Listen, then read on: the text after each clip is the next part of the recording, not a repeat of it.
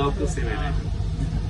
സാറേ, ഈ ഒരു OAG ആയിട്ട് ബന്ധപ്പെട്ട് ചീഫ് ഓഫീസറാണോ സാർ? ഇതിന്റെ ഒരു എന്റെ ലൈഫിൽ ആദ്യമായിട്ടാണ് ഇങ്ങനെ ഒരാളെ കാണുന്നത്.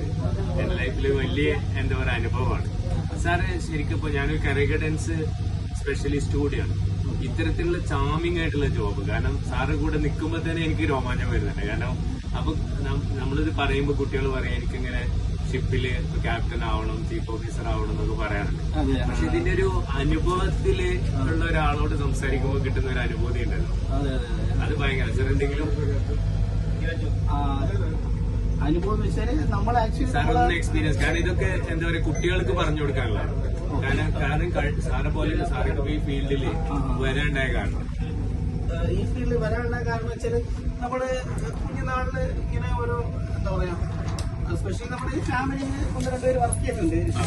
അപ്പൊ അവരുടെ ഒരു ലൈഫ് സ്റ്റൈലും ഇതൊക്കെ കണ്ടപ്പോ നമുക്കൊരു ഇൻസ്പിറേഷൻ വന്നു. അങ്ങനെ വന്നാണ് നമ്മൾ ഇതിനെ പറ്റി നമ്മള് എന്താ പറയാ കുറച്ച് പഠിച്ച് എങ്ങനെയാണ് നമുക്ക് എങ്ങനെ ബിൽഡ് ചെയ്യാൻ പറ്റും, പിന്നെ എന്താണ് അഡ്വാൻറ്റേജ് ഡിസ്അഡ്വാൻറ്റേജ്, നമ്മൾ രണ്ടും നോക്കണം. അപ്പൊ നമുക്കതിൽ അറ്റാച്ച് ചെയ്യാൻ നമുക്ക് പോകാൻ പറ്റുമോ, കരിയർ ബിൽഡ് ചെയ്യാൻ പോകാൻ പറ്റുമോ, മെന്റലി നമ്മൾ മെയിൻ അതാണ്, ഫിസിക്കലി അല്ല. അപ്പം അങ്ങനെ നോക്കുമ്പോൾ നമുക്കൊരു ഇൻട്രസ്റ്റ് വന്നു. പിന്നെ കോഴ്സ് ഒക്കെ ചെയ്തപ്പോൾ നമ്മളൊരു പാഷനായിട്ട് എടുത്തു പോയി. ഒരു ബിഗിനർ, ഒരു സ്റ്റുഡന്റ് ഈ മേഖലയിലേക്ക് വരണമെങ്കിൽ ആദ്യം എന്താ ചെയ്യേണ്ടത്? ഒരു +2 അല്ലെ എങ്ങനെയാണ് അതിന്റെ ഒരു ബിഗിനർ ഈ ഫീൽഡിൽ വരണമെങ്കിൽ ആദ്യം മെന്റലി അവന് പ്രിപ്പയർഡ് ആണ്. കാരണം ഈ ലൈഫിൽ ഒരു ബേസിക് ആയ കാര്യങ്ങൾ അവൻ അറിഞ്ഞിരിക്കണം, അതാണ് മെയിൻ.